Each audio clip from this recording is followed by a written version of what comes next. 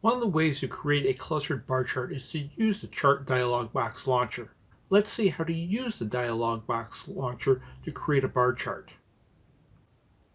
1. Select the data for the chart. In our example, let's select the cells A1 to G2.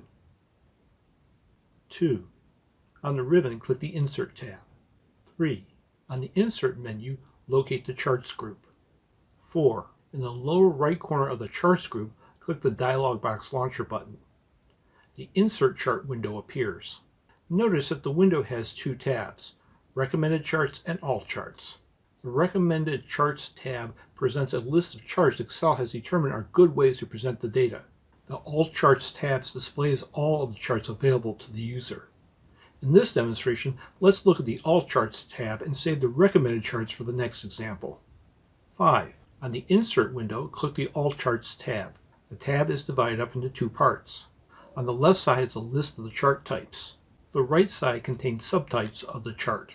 Observe on this computer, Excel defaults to the column chart because Excel's default chart is set to a column chart. Check out the video on setting Excel's default chart to a column chart. 6. On the list of chart types, click the bar category. 7. On the right side of the window, click the clustered bar chart, the first chart on the top right. 8. Click the OK button. The chart appears on the worksheet. If the chart is blocking your view of the dataset, point your mouse somewhere in the upper right corner of the chart. Then drag the mouse to where you want the chart to appear. Release the mouse button. 9. Click somewhere on the worksheet. Clicking the worksheet deselects the chart. There are a few things to observe about the chart. 1. The chart contains multiple categories. The low-end desktops, the mid-level desktops, the high-end desktops, the low-end laptops, mid-level desktops, and the high-end laptops. The chart contains a single data series, Michigan. 2. The category labels on the category axis are the labels of the columns in the data set. Excel chooses these labels for the category axis because more columns were selected than rows of data. 3. Observe the categories appear in reverse order than they appear on the worksheet, because Excel places the first category in the worksheet in the lowest position on the category axis.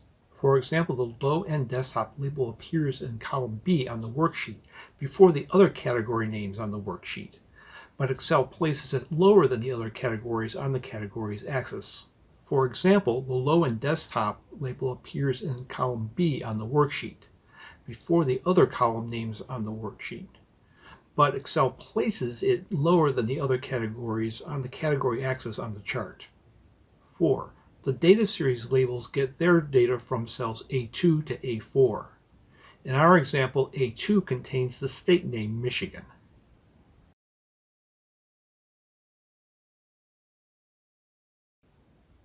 The procedure for creating a bar chart using the Dialog Box Launcher is simple and straightforward. This method is useful to know about, but not very efficient.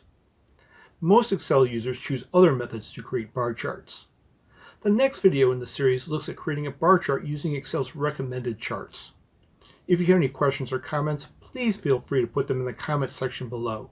Until the next video, best wishes.